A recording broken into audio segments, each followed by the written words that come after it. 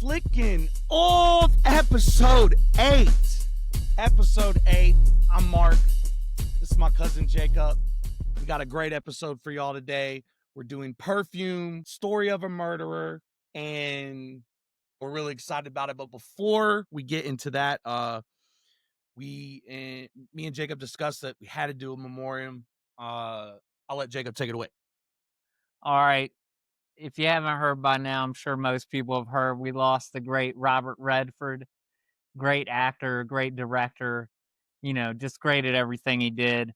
He was born in 1936. He died September 16th of this year, 2025, at the age of 89 years old. The guy has 536 credits on IMDb to his name. Holy shit. Before he got started in acting, he worked at Standard Oil, and then he went on to study art.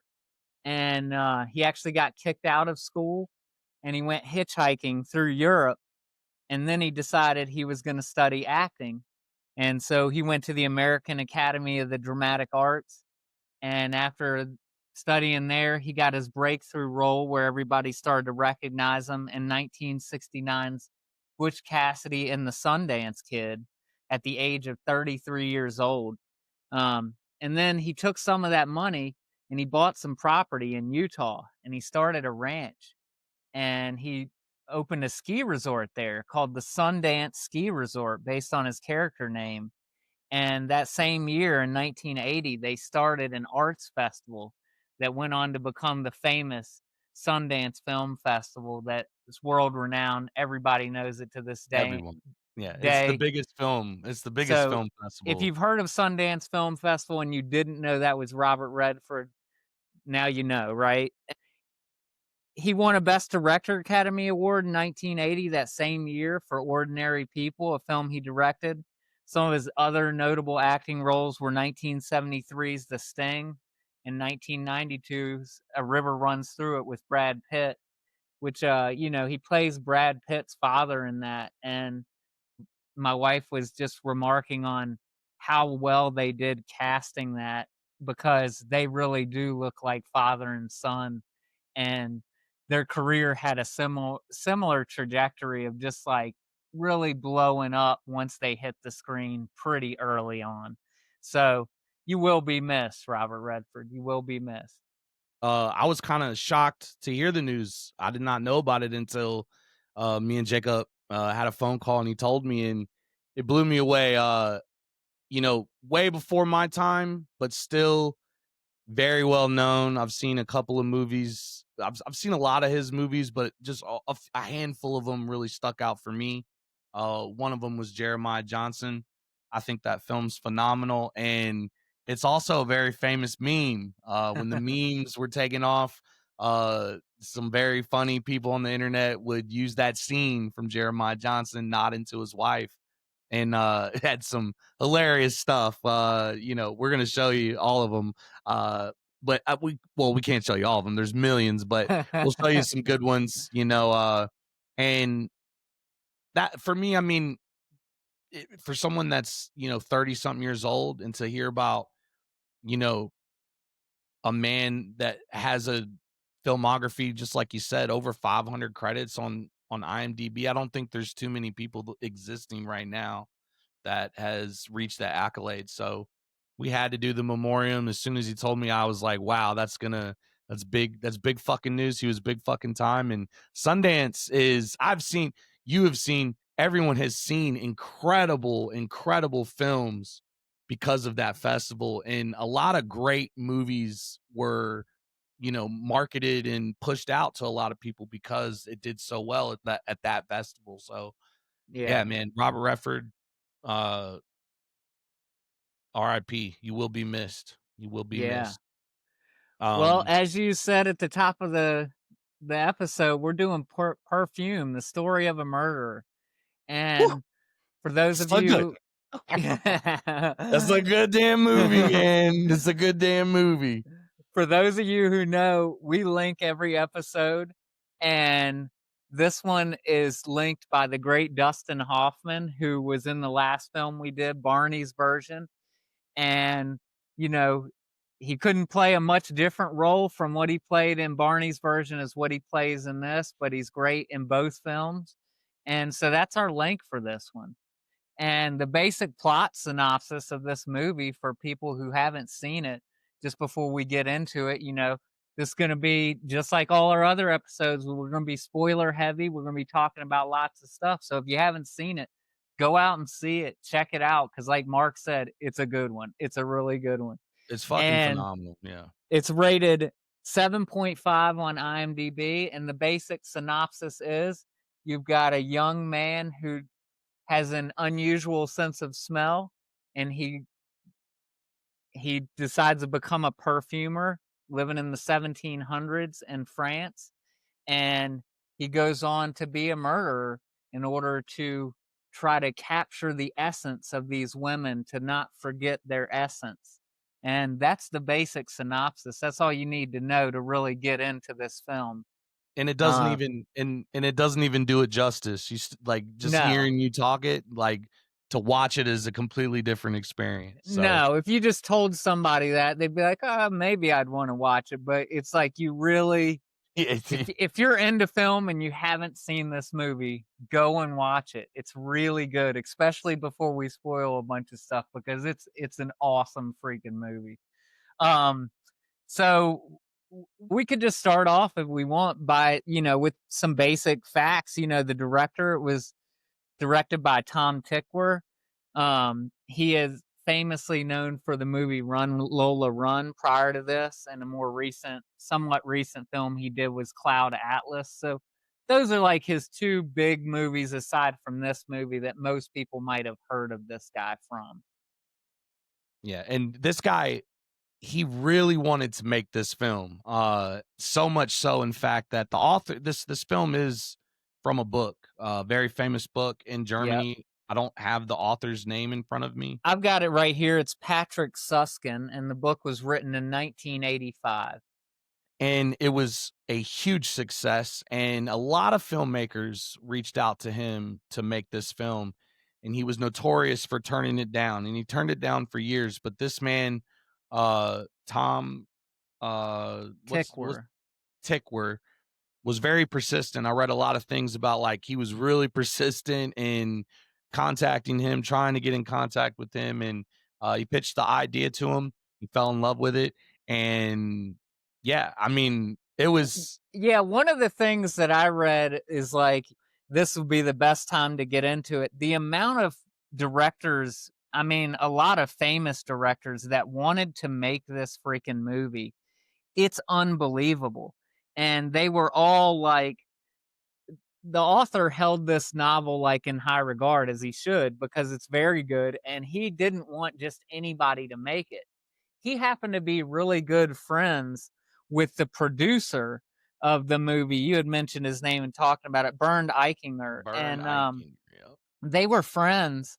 And eventually, over years, this producer ground him down and got the rights to do it. And he paid this guy, I think it's like an unbelievable sum, 10 million euro. This producer paid him to get the rights to make it. And the producer actually picked this director and told him, this is the guy. Oh, Because wow. before this, let me find it here where I've got it written down. These are the people who were interested at one time in making this. Martin Scorsese, Oh, shit.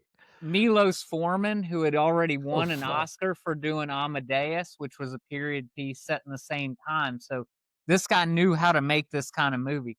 The great Stanley Kubrick, Roman Polanski. At one point, Ridley Scott was attached to make God it dang. before they went off. And also another consideration was Tim Burton. So literally some of the biggest names in filmmaking history were attached to make this. And this guy got the honor of making this film, and he did not let this guy down. He did it justice. He killed it. And not only he did it more justice than just getting the rights and picking the right director, he picked the right lead for this as well. And uh I remember when researching this film that the part of Grenouille, Grenouille, yeah. Grenouille, Grenouille. that part was handed to Leonardo DiCaprio back in the 90s. People not so think Johnny Depp and Leo back in the 90s, young 20s, and the producer Eric really wanted a new face for this role, and that person was Ben Whishaw. And man, does some roles you some things you see words really can't describe. This man literally did one of the best performances I think I've ever seen on film. uh wasn't a lot of dialogue, very super eerie, taken back.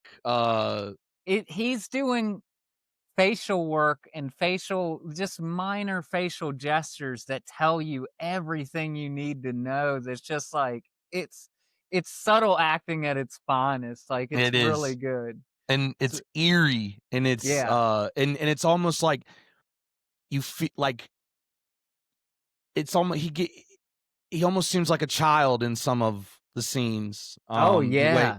I mean, Yeah. it was a phenomenal performance. For those that don't know, Ben Whishaw did a lot of research on this guy. When he was 23, he was casted to be Hamlet in a very famous theater in London, and he did such a great performance.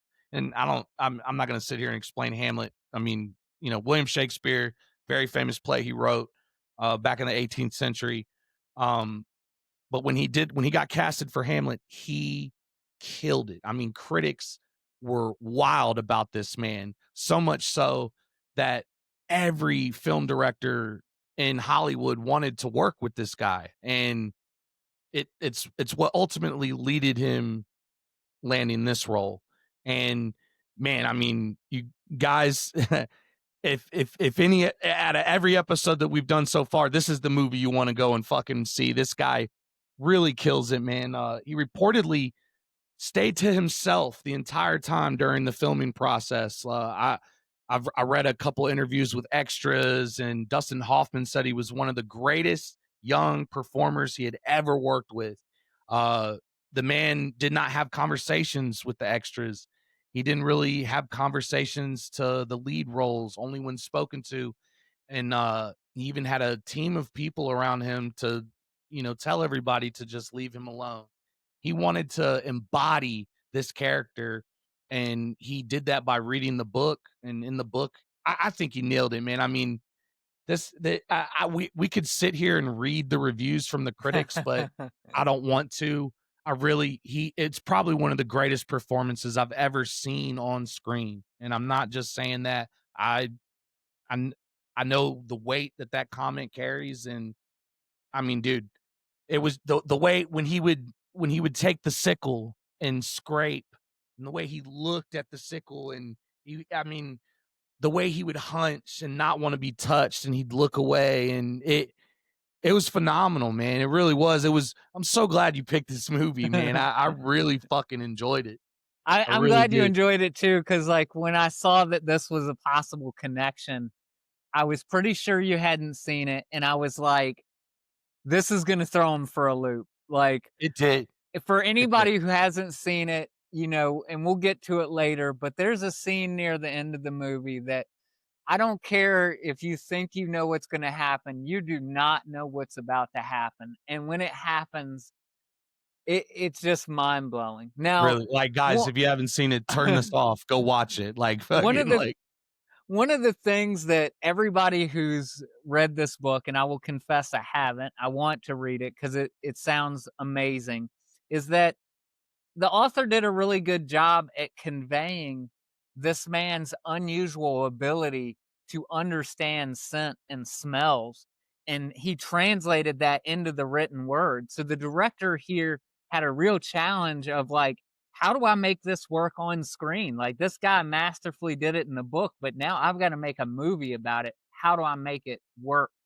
And, you know, right away, early in the film, we're getting backstory on Grenouille and his character, and how his mother basically birthed him in this fish market, and that these stillbirths would be thrown out with the garbage. And like, So he's in with the garbage, and then he sort of gasps for air, and they realize he's alive. And And she like runs. he's in these fish and guts, and like this movie right away from the beginning makes you feel the sense of smell all the way through the movie, all the different parts, the disgusting parts, the sweet smart parts, the flowers, the foods, everything. Like the look of this movie and the colors, it's amazing. I mean, this is probably a good point to talk about like the production design of this movie. The Phenomenal. producers and the directors, they went and studied at all the famous museums in Europe and studied the work of all the art masters of that time period, trying to get the look, the clothing of these people, the cityscapes, all as like big and bold as they could. This movie was one of Germany's most expensive movies ever At the made, time, yep. $60 million.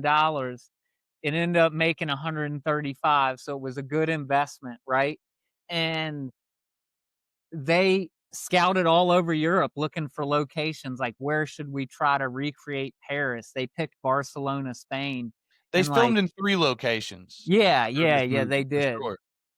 And, For the architectural, like, to embody that time period, yeah, like, it was just to throw just some more facts and figures and get them out of the way, like, I mean, this stuff should blow people away, like, aside from the movie had 67 speaking roles, so that's a lot for a movie, right? A lot of people talking. They had over 5,000 extras. They that's had wild, man. Can you over a imagine the logistics of that? Like, yeah, to take like, to have I mean, at when even the last scene, 750 extras at once, yeah. like 100 sets, 102 sets. And then at different times, they had over 520 technicians and crew working on this movie. This was a massive project. The pre-production, I think, was over 4 years long before they even started shooting. It was a massive movie. They took it extremely serious, and it and all it shows showed. up in the final Yeah. product. I mean, dude, watching this movie, I mean, just like you said, like, when it's dark, it's dark. When it's when it's like you get a gasp of relief, it's light, it's colorful, Yeah, the doors are open. When the doors are closed, it's eerie. It's the tone of this film for me was what really did it with the performances of the actors, of course, but the tone of this film is really crazy. I mean, yeah. it And, and like we were we talking talked about. about Ben Wishaw's face and all that. I gotta say, this motherfucker hides in the shadows like nobody else. The way they lit him, he's behind somebody, like sniffing him or something, and he literally like comes out of the darkness. In fact, the first opening shot of the movie, you see just him in silhouette in darkness, and as he moves forward, the only thing that's lit is his nose, and that Dude, the comes hedge into the scene for light me, just to let you know what all this movie is about. It's about his sense of smell and how powerful it is, which I know if you haven't seen it, that sounds like a weird concept, but when you watch it, it makes it sense and makes it sense. works.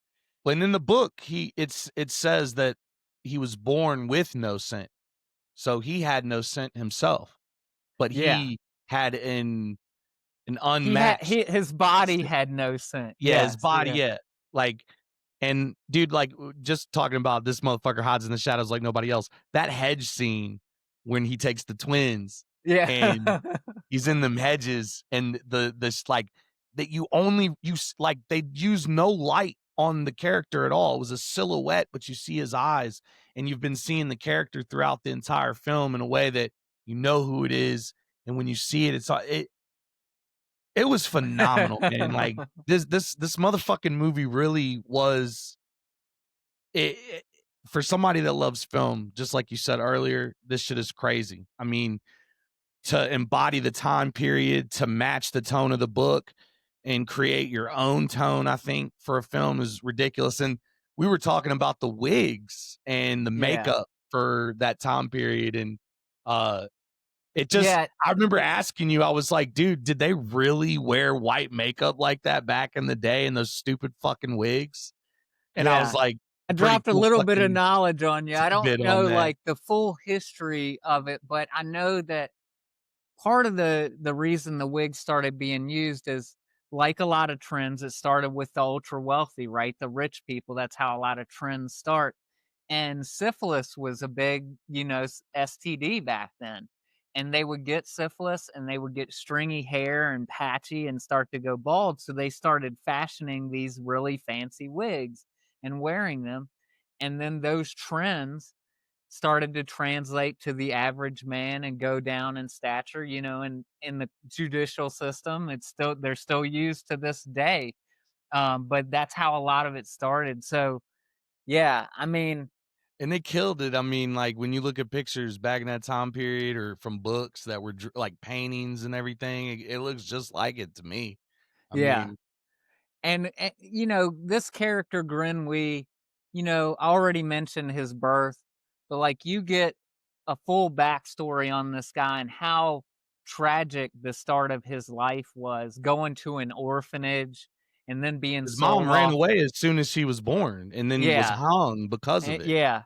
Like, Uh, going being sold to an orphanage, and then the orphanage, or going to an orphanage, and then the orphanage sells him off to a tannery. And then eventually, once he convinces this perfumer that he meets that he has this great talent, this perfumer buys him off of the tannery people. But an interesting thing about that people will talk a lot about, and I don't know, maybe the book gives you a little more detail on this, is everybody that Grenouille comes in contact with who is in charge of his life meets their untimely demise after he chained his hands. Everyone. His mother, like you said, was hung. The lady at the orphanage is robbed, is mugged and killed as soon as she gets paid for him. When the tannery operator sells him, he dies in he an accident. drowns, right? Yeah. And then when the perfumer sells or lets him go off to be a journeyman at another town, his fucking house collapses. He has a beautiful house on a bridge, these row houses that are on the thing, and like, It you was, like, know, almost insect-like, it's like, crazy. Yeah. the way he moved in this film and Yeah. how everyone died, like you said, like, in when he was in the shadows and the way he cut these women's hair off after he fucking butter them up with animal fat, like, it there's so many there's I so many think beautiful there's so many Oh, go beau ahead. it's like a crazy mixture of these so many beautiful things with so many disturbing and fucked up things, and it like, the expressions that we're having right now is what you express watching this. You're like, "What in the fuck? Like, are you fucking kidding me right now?" Like, "Oh, no, so what? Like, are you serious?" Like, it'll turn Yeah. your face red for sure, for sure.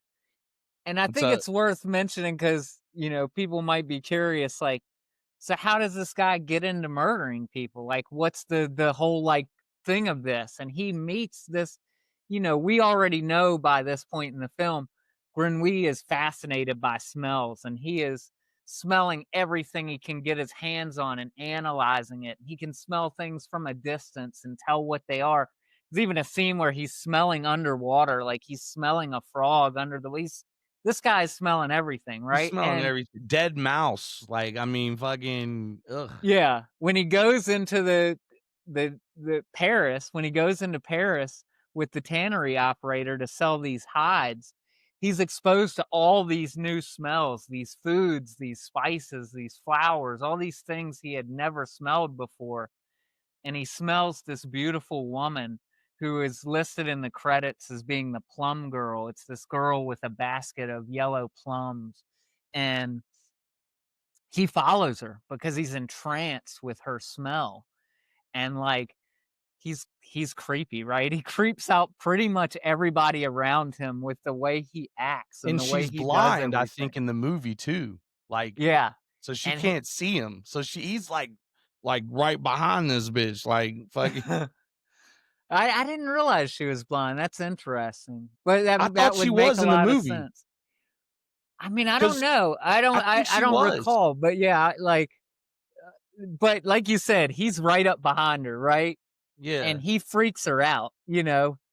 And as he freaks her out and she starts screaming, these people come out. And so, out of fear, he like puts his hand around his mouth and he accidentally smothers her and kills her, right?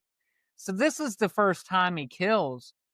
But in this moment, after he kills her, he smells this woman up and down. He smells all over her body. He smells her hair.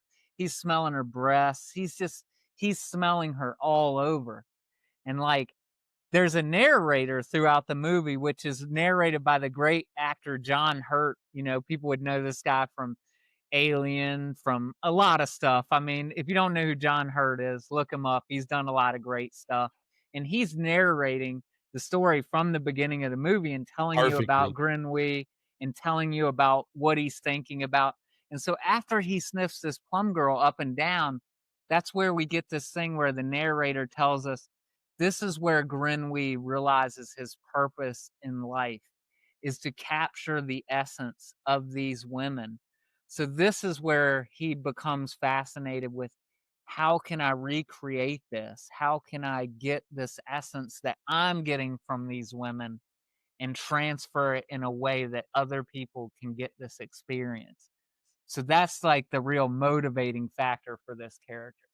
I just looked it up. That character wasn't blind, but the way it was portrayed, you would think that that woman was blind. I mean, the Yeah. way he creeped on this woman, I bitch, he's right behind you. Like, you know what I'm saying? Like, but no, I just looked it up. She wasn't blind. But yeah, man, I mean, again, insect like, and I know people are listening to this like, yo, I get like, what the fuck are they talking about? But that's pretty much the gist of it. This guy is walking around and he can smell everything in ways that nobody else can. When he smells that girl that Jacob was describing, he realizes like, all right, this is what I'm here to do.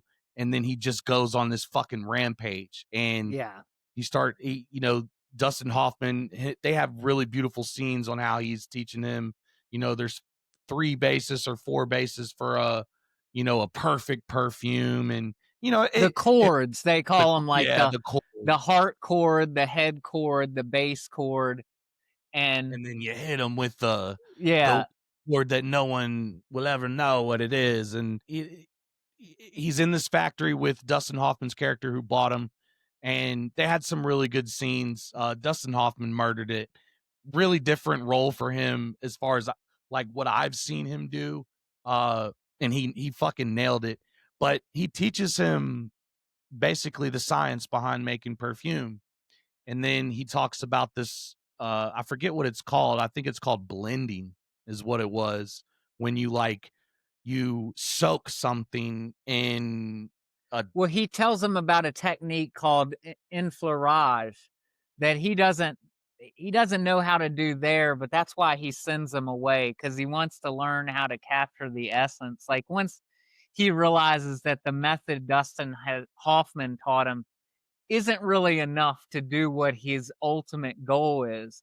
right. But like Hoffman also tells him about this Egyptian legend of like a famous perfume that was in a coffin that when it was opened up, like it its essence remained encapsulated for thousands of years, but it had the power to entrance people in like a state of ecstasy, like something that had never been seen before. And, like, as the guy's asking him about it, Dustin Hoffman eventually, like, gets a little pissed off and is like, "It's just a legend, kid." Like, you know what I mean? Yeah, Like, it's like just a legend. But to Grenouille, it's like, it's like "No, that's why this I'm is here. what he's trying to do. He's Yeah. trying to create whatever this is from the essence of these women." So now he needs to learn this other technique. And, yeah. So, and like you said, Baldini is Dustin Hoffman's character's name.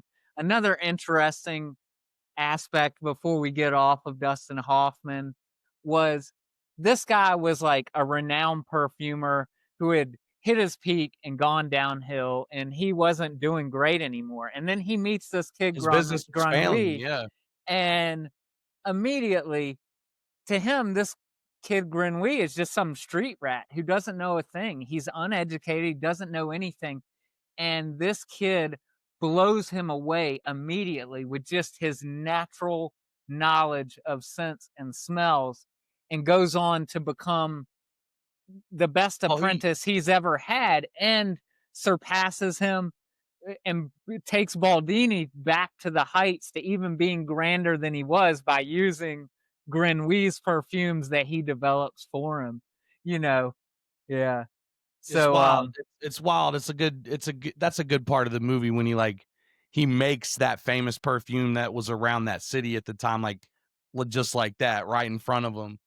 yeah, And yeah, no, the brilliant acting, man, from start to fucking finish, even the extras, I mean, was and which was crazy because a lot of these extras in the film were, and I thought this was crazy, were just locals of Barcelona, like yeah, in villages over there. Like shit was wild, man, to read that and just see how well everything was still done. yeah. Um, Sorry, I'm just, like, looking at my notes because I don't wanna, like sometimes we'll do these reviews, and I'll be like, "Oh, man, I meant to say that, yeah, I meant to say I'm that," feeling that way you know? too. I mean, like, So, because like, I just wanna make sure, like I mentioned it, but I wanna mention it again, like, Baldini's house is on a rock bridge over a river in the city, and it's these row houses on a bridge. It's, like, so beautiful looking and so cool, and they have these unexplained scenes where like Baldini will be doing something and everything will start shaking. Sorry, I just shook in my camera trick. That was hilarious. And it's like, is this an earthquake? What's going on here? And you don't really know until like Grenouille goes to leave and goes somewhere else, and then you see Baldini's house collapse. Like in between all of these other row houses, only his house collapses. So he must have had some foundational issues or something going on. But it's like it's it, it's so beautiful and it's so a crazy. Like it's awesome. I loved that part when, like, people were dying when he left because it was tragic, but it was funny. Like, it was like, "What the fuck, man?" Like, "This is wild," you know? Yeah, but we gotta get into look, the The hard split. murders. Look, well, the Yeah, murders, sorry. but the hard split for this film is the ending. And again, I'm encouraging y'all to go watch this film to let it do to you what it was filmed to do to you, but or even written to do to you with the book. But do you want to talk about the murders first? I think Or we should talk about Richer and the murders just a little bit before we get to that scene. Like okay. once Grenouille is sent to learn this technique of enfleurage, this is where he really This is where the movie gets really fucking eerie. Like, yeah, he starts to kill women and experiment with how he can capture their essence using these techniques he's learning. And once he well, starts he to now I will give him credit though, because he didn't start killing. He hired a prostitute trying to do the right thing at first. that is true. That's a good thing to throw in there. He I think doesn't that just was immediately start killing. right. You're right. He But tried and it's like he maintained this level of innocence with this role, and that was a very important part because you can't really say he's a psycho or he's a madman. Like, he tried to do the right thing, but he realizes really quickly, like, this isn't normal. Like, yeah. it'd just be way quicker if I kill these motherfucking women and do what I need to do. Like, fucking, because Yeah. I'm making this perfume, motherfucker. Like, but Yeah. And the yeah. technique he basically uses is he rubs them in animal fat. You had mentioned earlier how he like takes like a sickle kind of scythe blade and scrapes it off of them afterwards and like cuts their hair. Like because after this, their essence, their scent soaks into this oil. This oil is what you then use through multiple processes to distill it down to this final uh essential oil that you can use to make a perfume out of. And so then we get some, some montages in the movie, great film montages where he's killing multiple women and getting their essences. And this is all cut in between, there's this famous like businessman in this area called Riche, who is played by the great Alan Rickman, the late The great great Alan late Rickman, and R.I.P. he kills it again. Uh, the director said Rickman and Hoffman were his first choices for these roles, and I'm glad he got them because they both do really good. And Very just different to see on screen for sure too. They're yeah, very different actors in my opinion, and to see him on the like they did well. Like yeah. they did really great.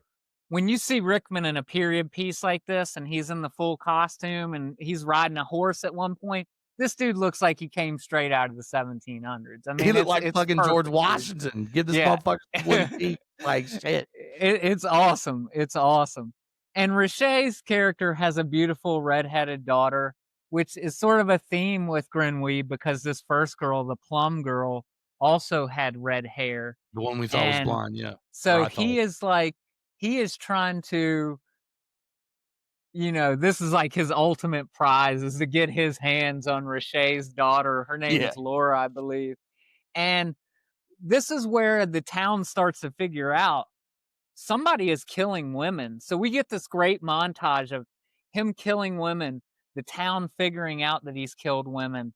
And you also get a sense of Rickman's character. An He's actually a established really benevolent businessman. All these other guys are like, dude, this is going to think kill Jeff our Bezos in business the if we like, 1800s. yeah, this is Like, going to kill our business if we tell people women are being killed. And he's like, no, we need to tell people so that like we can get the word out, stop these murders from happening.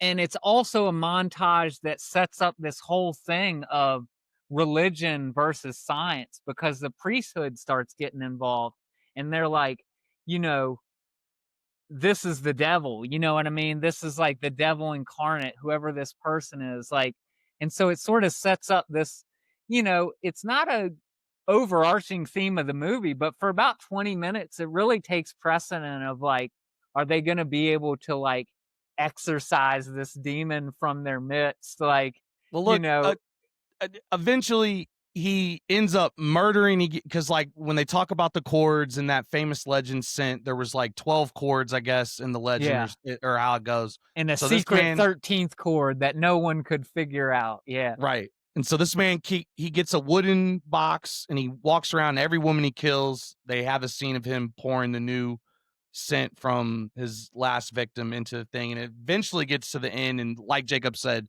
the town, everybody is looking for this guy. Words out, and Alan Rickman's character has a dream.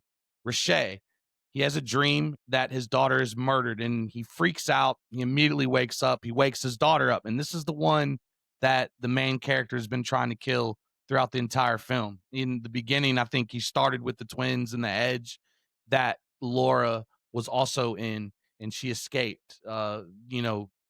Like by the skin of her teeth, she got away. But Alan Rickman gets him on a horse and drives to like some hotel back in the 18th century on the water. And how dedicated this man was to achieving the last chord for this legendary scent. He realized that they're gone because he smelled them leaving, I think, is what was was filmed. And he runs, he chases them, he follows them all the way on foot from sheer scent because they're on horseback. And he sneaks in there and he murders that bitch. And he finally gets his last scent, and then he gets fucking captured. Yeah. And like the heartbreak of Rickus finding or Riche. Sorry, I called him Rickus I until I know got it. it right, but Riche, like Alan Rickman just plays this character perfectly. The heartbreak, the disgust, what he feels about losing his daughter after he's gone into hiding is some of the best acting Alan Rickman's done. I thought it was awesome. That was one of the greatest scenes was when he's sneaking into the place while they're asleep, Yeah. and then Alan Rickman's character wakes up and he's walking to the room, and the audience didn't know because there's this moment. It's kind of like with the prostitute in the beginning. He picks up the club, and dude, shout out to Ben Wishaw. I can't. This man That was one of the greatest performances I've ever seen in a movie, and this is one of the reasons this scene where he looks like, "Should I do it? Like, is it really worth it?" You know, like, I got that expression because this character does not speak, guys, like, throughout the entire film, he speaks when spoken to. He doesn't have any, major lines until the end, but again, that scene where he like you don't know, and then it just cuts and it goes to Alan Rickman's character waking up to go check on his daughter, and when he walks in and you see her just laying there with no hair, eyes open, dead, like you're right, like that fucking when he drops to his knees, the way he cries, it was so real. Like Yeah. that man was a true artist and a Yeah. profession at this craft. Um, Yeah. you're so And right. That was a really great scene. so in this montage, now he's got his 13th cord to make this master perfume. And like you said, he gets caught. And Alan Rickman is basically water torturing this guy. He's got him Yeah, like that was chained up, dunking his upside head in a down. bucket of water Yeah. upside down. And he's telling him all the things that they're going to do to him and how they're going to kill him. And, you know, when the blood is in his eyes, like you're going to see me. You know what I mean? You're going to see me looking back at you. Like it's another And he great asked scene. he asked him, he goes, "Why did you kill my daughter?" And then he goes up and he's like, "I needed her." That's all he says. That's all this character says. Yeah. "I needed her." Yeah. That's and that's I don't know how it was in the book. I we've read the book to Yeah. really see just how great this film is, but And both man, of us have talked about it outside the podcast. We both really do want to read this book. yeah. So maybe after we read it, we can give a little mini pod and tell people what we think Yeah, about it we'll versus the definitely book. let y'all know. We're like, dude, this film is fucking crazy, but what made it so fucking crazy, and here is the hard fucking split, and this is what really threw a lot of people off, and it was the big gamble, and it's also, I think, the reason all those directors wanted to be a part of this, they wanted to make this film, was because of this part in the book and the last scene. There Yeah. is a Can humongous oh, let me preface it, and I'll right when it's all right. gonna get there, I'm gonna hand it off to you. So there after Rickman is torturing this guy, right? I know sometimes we don't like to go beat for beat in the plot, but I think this is worth it because he has hidden this perfume. Grinwy has stashed this perfume. So when he gets arrested, he has a bottle of it on him. And when the executioner's guards come to take him to the execution, he puts a little bit of this perfume on himself. And when the guards come to get him, they're immediately like entranced, like no other people we've seen throughout this movie. Something is different. This perfume is affecting them. And basically, they're willing to just let this guy do whatever he wants to do. And so then we see Grenouille getting outfitted. The rest of the time, this guy's been in rags. He's been in tatters. He's been a street guy. He's not wearing nice clothes. Now we see him getting ready for his execution. He's putting on like a fucking blue velvet suit, like this beautiful, like blue velvet suit, Yeah, like, and think getting Jamie all decked Foxx out. from Yeah, yes, Django, yes, fucking, like exactly. That's exactly it.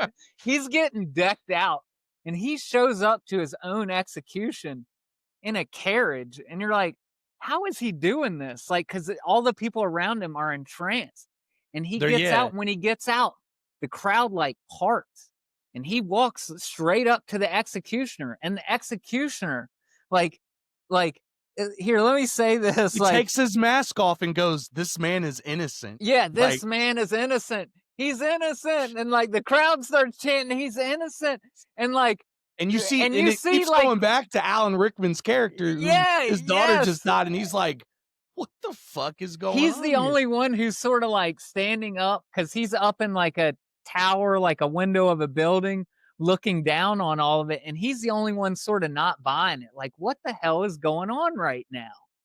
And so I'll let you take it from here. So now we built our Bro, audience up. this is the scene where people either love this movie or they check out. They're like, I don't know what to think anymore. So he takes out the vial that he had stashed away. And throughout the film, they have this handkerchief thing that Dustin Hoffman's character had a scene in his introduction to the movie where he is testing this perfume and he puts a little bit of it on a handkerchief and he waves it like in this fancy, delicate way. And, the wafting and the smelling of the perfume. So that's what Grin Louise' character does on stage right after the executioner and all the crowd is there to hang him, but they're all like he's innocent now because of this scent that is coming off of him. So he takes out the vial. He does the fancy, delicate handkerchief thing. And this was also one of the craziest scenes I've ever seen in film. The camera rolls over the crowd for the first time after he waves the handkerchief. Yeah. And you Like see it's the scent. Like it's the right. scent. Yeah. So the camera rolls over the crowd just like the scent, and you see like everyone's face in a row. Like they actually brought in movement coaches I read for this, and Yeah. they Dance spent troupe. Yeah. they spent hundreds of hours on choreographing these scenes for this. What I'm about to let. So the And they wave used 750 extras, and it took them over a week just to film this one scene. Like, it. I mean, 750 extras when you say it, and like for those that aren't like immensely in film like me and you, like, dude, just think of the logistics of that. I mean, yeah.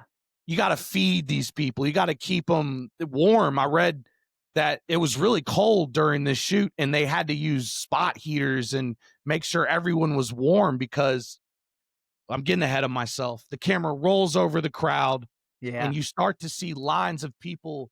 They lean their head back and they smell it obviously and they're just like immediately entranced. And the audience starts to you're supposed to start thinking back to the legend of Yeah. the perfume that Dustin Hoffman was talking about earlier. And so then it starts clicking for you as an audience. You're like, oh shit, like it's not just a legend. The sin is He's here. He done it. created it. He's Yeah. done it. And he does it. There's like, he's on a plank. Think of like if you're in basic training and a drill sergeant was like on top of something doing exercises for everyone to see. Like he's on like this wooden stage with it looks like It's a square. And about head level for the average person, like, is where right. his feet are. He's above them. Yeah. And the way that was filmed was beautifully done. They have this great shot. And I think it's going to be in the thumbnail, but it's all the way in the back. And it's like you could see his. Anyways, Yeah. he does this handkerchief thing. The camera rolls over them smelling it at first, but then they start kissing each other. He And throws the handkerchief out and it sort of glides in the air. And as it's moving around, people are like going, like following like, it. Yeah. following it and looking and like, yeah. Dude, and they start making out, then they start taking off their clothes. And I want to say within 3 or more cuts throughout the editing, people are getting it on. Like they're having sex. It's a complete and utter orgy. A And mass it was, orgy. I mean, dude, it was, I mean, I wrote, it looks like 750 naked strangers going at it. Yeah. But in reality, it was like a highly choreographed, like really drawn out process. I mean, yeah. massive performance piece, really massively difficult to achieve. And it was when you see it, that's the hard split for anybody that sees this film. It's you're either gonna love this part or you're gonna be like so taken back by it that you don't know what to think. But just like Yeah. we were talking about Barney's version, like after you got done, after the film was over, it made you think. It wasn't like you just didn't like it or I loved it. It was, man, like I'm gonna be thinking about this movie for a couple of fucking days, try years. The orgy scene was incredible, but what made it great was at the very end, like they have this wave, the camera keeps waving over the crowd. And for those that don't know, like we said earlier, a lot of the extras in this film weren't even real actors. So everyone you're seeing kissing and, you know, naked, like, just groping each other. Like, think like it. I don't want to say porn because that's not the vibe that they were going for in the movie, but No. certainly to somebody that isn't, artistic or very artistic would watch this and go, this is porn. But it's not. It's deeper than that. And it was done really well, but a big piece of that was there were couples that they would sign on, locals, not famous actors or, people that just did actually, like, they got actual couples that were together at this time, and they used the whole narrative of this is like a once in a lifetime opportunity. You're going to be a part of this great film that was already a successful book. So we kind of already know, we got the blueprint, like we know this Yeah. thing's going to be huge. So they had a lot of couples that did, because I wondered that. I was like, man, to be an extra on this film had to be a little I don't think I would have done it. Like, Yeah. honestly, like, I don't think I'd be that comfortable in my own skin to be standing around naked. Like, everyone was naked, Jacob. Yeah. Everyone was naked at the time. I mean, and that was one of the parts I read was it was really cold during this, and they would alternate a lot of people in and out, and they filmed it in like a wave. Everything was choreographed. So when people start kissing, they knew that once the camera was at this part of the string, they were going to start making out. Once this camera was at this part, they were going to start, my hand's going to be placed on her breast right here, blah, blah, blah, Yeah. however it was. And man, they fucking murdered it. That's one of the craziest, most beautiful, most insane, sick, emotional things I've ever seen in my fucking life. Yeah. And what really does it is at the end, Alan Rickman approaches Grin Louis on the plank that's in the middle of Yes. this massive orgy that's going on.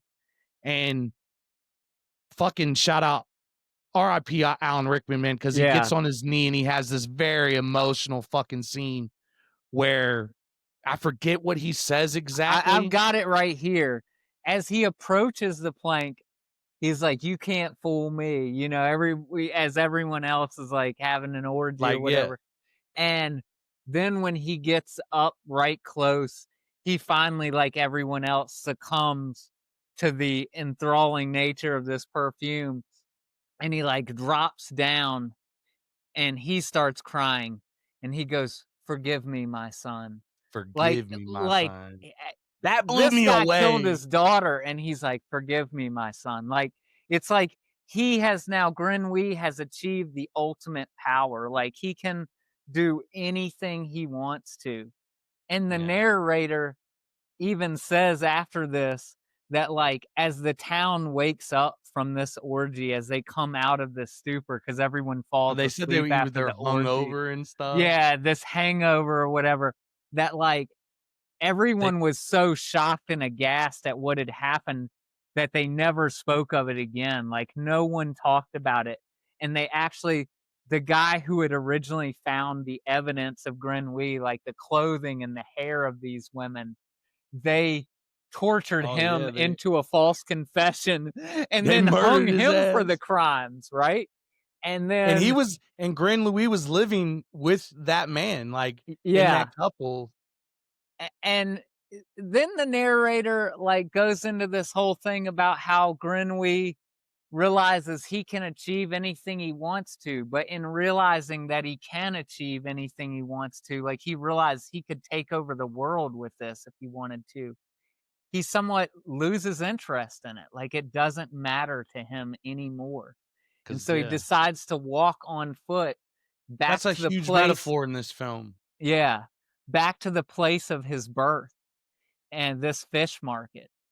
And you get this crazy scene where he opens up the vial again. And instead of just taking a little bit like he did before, which would entrance people, he takes the whole bottle and just starts Dumps it pouring on it his head. over himself and just covers himself in it. And the people in the fish market can't stand themselves and he can't, like, don't know what to do. And basically, they turn into like ravenous creatures that consume him. They get on top of him and they literally eat this man completely. And like you said, Wild there's scene all too. this symbolism, like this idea, like my wife brought up, like, because they sort of talk about, like, they talk about religion, and there is all this symbolism, this metaphor that he's like becomes this Jesus like figure that, like, in the end, his body is consumed like the bread of Christ. Like, he is like, has become all these things and he sacrifices himself for this moment. It's a very freaky thing. And like in the end, all that's left is his clothing, those fancy clothes that he was wearing. And the next morning, you see these kids in this fish market and they're like picking up all of his fancy clothes. And even though they didn't explicitly state it, it made me think those are more kids from the orphanage. Like those are like the Oh, kids that's he grew yeah. up with that are like, I didn't know this. Yeah, that's you just know, that's a good analogy. I mean, yeah, dude, I think like, and for people that like the hard split for me, honestly, like I saw a lot of negative reviews about the film from like really renowned critics as far as like, and I know the film industry and directors might have, you know, way different relationships with these characters, but people care about what they say.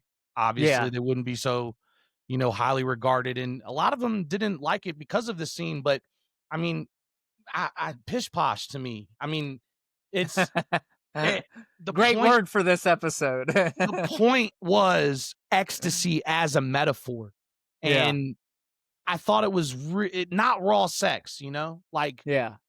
it wasn't porn. The way that they No, filmed it was very.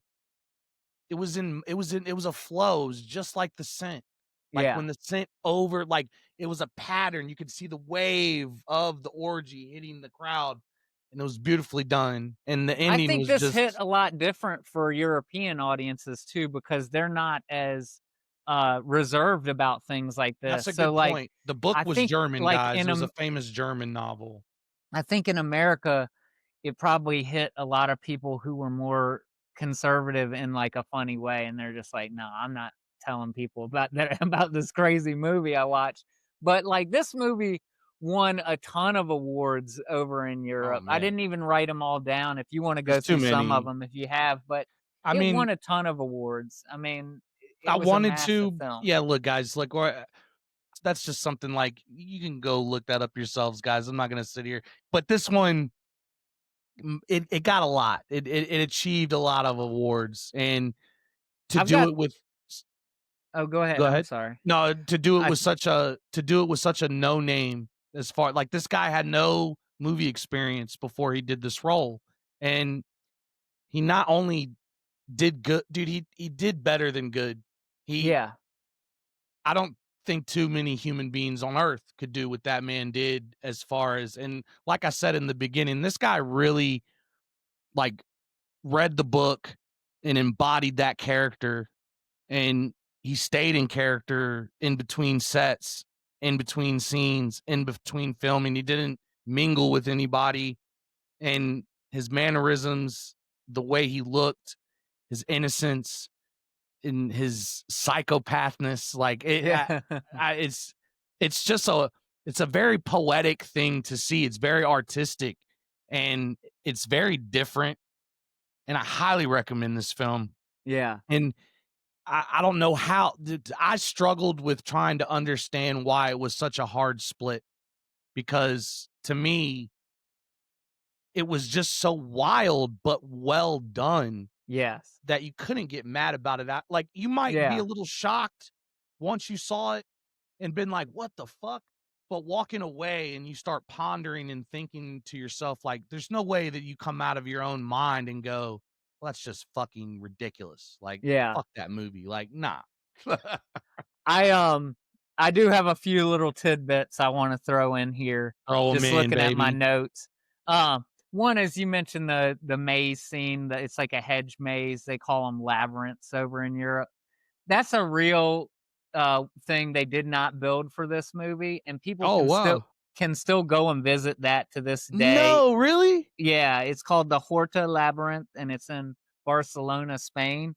Um, another well, one thing I wanted to do, because we said we were gonna do this before. One of your friends who commented on an earlier video about Cold Mountain, one of your friends, Jake, talked Yeah. about one thing he always thought about watching period pieces is I wonder what this smelled like. And so I Right. thought this was a perfect place to just give a shout out to your buddy Jake and Shout out say, Jake, man. this movie will really make you think about what this movie smelled like, because that's what this thing is all about. Fuck yeah, So dude. I definitely wanted to throw that in there. The other, uh, another thing I wanted to get in here was this was a little trivia piece I saw on IMDb. Apparently, Kurt Cobain from Nirvana, the band Nirvana, was a big fan of this book growing up. And he used to carry this book around in his pocket sometimes because he identified with the character of Grenouille, his sense of alienation of being different from everybody else around him. And there's a famous Nirvana song called Scentless Apprentice, and it's actually Oh, based on this wow. book. So, Holy shit, I didn't know that. yeah, just wanted to throw that That's in fucking there. cool. Yeah. So, Hell, well, I mean, I think that's a great place to end it for yeah. that What do motherfucking hype train, baby. Hell yeah, the hype train. I hear it. I hear it coming, man. So you Do you want Yeah. me to start it off or you want to start it off? I'll let you start it off. All right. Well, I got one that is releasing when this releases it'll be coming out this Friday, guys. October 3rd. Coyotes, directed by Colin Minihan, and it's basically a little horror movie. You know, we're into October at this point, or getting ready to get into it. And the IMDb plot is trapped in their Hollywood Hills home. A family fights for survival when caught between a raging wildfire and a pack of savage coyotes. Oh, fuck. The main reason I'm interested in this, the top cast is Mila Harris, Brittany Allen, Catherine McNamara, Kate Bosworth, but the main guy in it is Justin Long, my boy Justin Long. I love Justin Long. I've loved him ever since Jeepers Creepers, and he's just been in a ton of stuff I love. Tusk, Drag Me to Hell.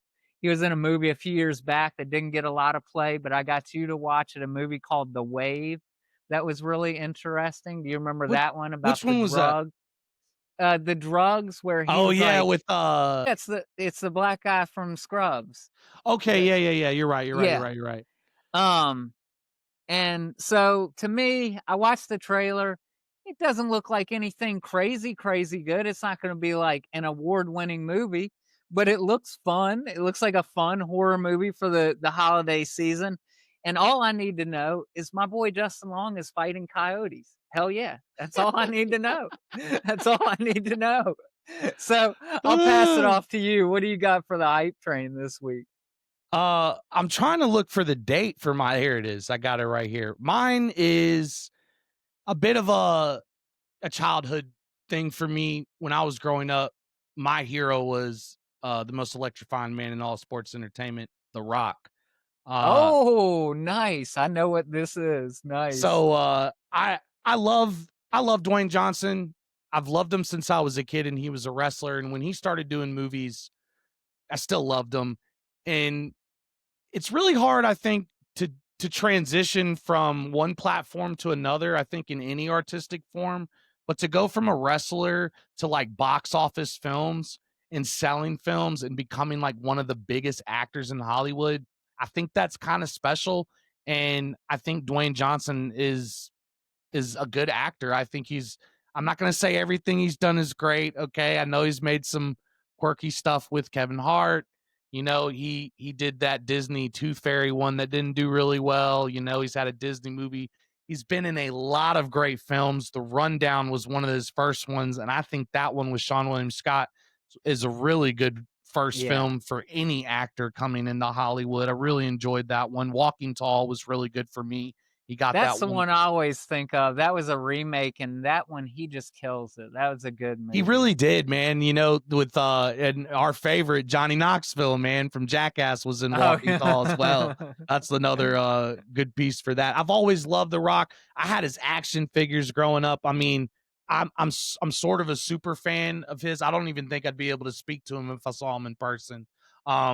I He think you got to tag the end of this episode with The Rock's famous catchphrase, because what goes better with Perfume than The Rock's catchphrase? oh, fuck yeah, dude. You know it. That's a good idea, and I'm definitely gonna do that. Yeah, man, I just look, as far as a performer is concerned, I think he's one of the greatest. And I just remember being a kid watching him wrestle, like jumping on my bed, like getting so hyped for this man and his mission. It just, but he's coming out with a new movie and it's called The Smashing Machine. And him and this actress work a lot together. I think they're really great friends. But Emily Blunt, for those that don't know Emily Blunt, dude, watch the show more. We will help you. Yeah. But Emily Blunt is a phenomenal actress, and they did a Disney movie together. I think it was called The Jungle Cruise. I'm not too Okay. big. Yeah. I'm not too big on the Disney stuff for kids stuff unless my son takes me to see it. But yeah, he's coming out with this movie, The Smashing Machine, written and directed by Benny Safdie. Benny Safety. Safdie, my bad. Benny Safdie, you know, he did Uncut Gems. I think that's the biggest fucking movie he's ever done. And Uncut Gems was just I mean, guys, if you haven't seen Uncut Gems, please go see it. This movie is going to be based on, Free of it's a the true wrestler. story of no, not a wrestler. He's a Oh, yeah. UFC Boxer. champion, Oh, yeah. Mark UFC champion. Kerr. Sorry about that. And Mark Kerr. Yeah. One of yeah, the no, early don't be guys in no, UFC. you're good, man. But this was like this is a it's basically a filmography about a guy that Mike Kerr, that was in the UFC when it was first taking off. And I'm really interested in it. I don't even know who Mark Kerr is. Like I've never, you know, I wasn't watching UFC around that time. I don't even think I was born. But I love The Rock. I love Emily Blunt, and I just think he's a phenomenal actor. And I love UFC. Who doesn't like UFC? I got some friends out here in Houston. We always uh get together for certain fights and whatnot. We got together for that boxing match recently, one of the biggest ones ever, I think it was, and I can't even remember the fighters' names. Not big in boxing, but Canelo was in it, and then it was Anthony Richards, I think. I'm not sure.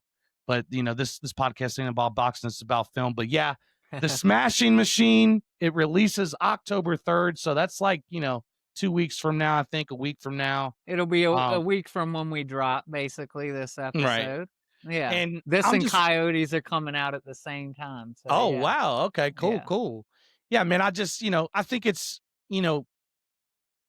I think for everybody that enjoys film, you got certain people, no matter what they come out with, aside from like, look, if he comes out with something just completely ridiculous, like a kid's movie, something you're not going to be interested in, then of course, but there are some people that no matter what they do, you're like, I got to go see it. I mean, fucking The Rock's in it, man. A Uh, funny little tidbit for anybody who doesn't know, Benny Safdie, him and his brother, like you said, did Uncut Gems together, and they did a movie before that called Good Time. And so I noticed this year an interesting thing. Uh, when I first saw the trailer for this, I was like, why does it not say the Safdie brothers? Why is it just Benny? And this year they decided to do two separate movies. Benny is coming out with The Smashing Machine, and his brother is doing another movie that comes out in either November or December. And it's a sports movie as well that stars wow. Timothy Chalamet. So Oh, I love that Timothy now. Hold up. that's cool. And we'll probably cover that in a future hype train coming up, guys. So Oh, I for won't sure. spoil Yeah. the name. Plus, I can't remember it right now. But anyway, it'll Yeah. but I thought that was cool. I just hope that they get back together and do something together again as well, because Uncut Gems and Good Times are, I What did you mean, like really more? good, great movies. Um, I think I like them both, but Uncut Gems, there's just something special about it that is amazing. Aside from that, I'm a big fan of electronic music, and they are friends with a guy named Daniel Lopatin, also known as the artist 10 Tricks Point Never. and this guy did the soundtrack for both of their movies, Good Times or Good Time and uh Uncut Gems. Uncut Gems, I and didn't know own that. both of those soundtracks, and they're really good and really interesting. And so it works for me on so many levels. But as far as a movie that's just a day or a few days, I can't remember, in the life of a guy and just following him around and seeing his life just evolve really quickly, and also just a crazy performance from Adam Sandler and a guy we talked about when we did the Suburbia episode, Eric Bogosian being the villain. He is like one, or one of the sort of antagonists. He's awesome, and so that movie just has so much. I love movies that feel New York, and that movie feels New York. The pacing, like you're saying, the Yeah, like pacing is just boom, boom, boom. the editing was insane for Uncut Gems, and Yeah. that's really why I fell in love with it. And the casting for that movie was fucking phenomenal. Even when he We'll walked, get just to like it one days, yeah, guys. We'll get there. we'll get there. But man, we're done flicking off for now. But we're gonna see you next week. As always, 12 a.m. Monday on the motherfucking dot, guys. Please subscribe, please follow, please share. We're kicking off with a new intro. Hope you guys fucking enjoyed it. Yep. And we're We'll just have gonna links down below for our hype train picks and all that. right. And I'm for real, guys. Sharing our shorts, sharing it on Twitter, sharing it on your Facebook. That really helps, man. For real. And we certainly appreciate it. If you're following us on iTunes, and Spotify for just the podcast radio vibe, please, we love that too. We just want to keep doing this for y'all. If you really love film, keep flicking off. Jacob, you got anything else you want to say, man? I'm good, brother. You covered it. All right, dog. Well, we'll see you next week. Peace. Peace.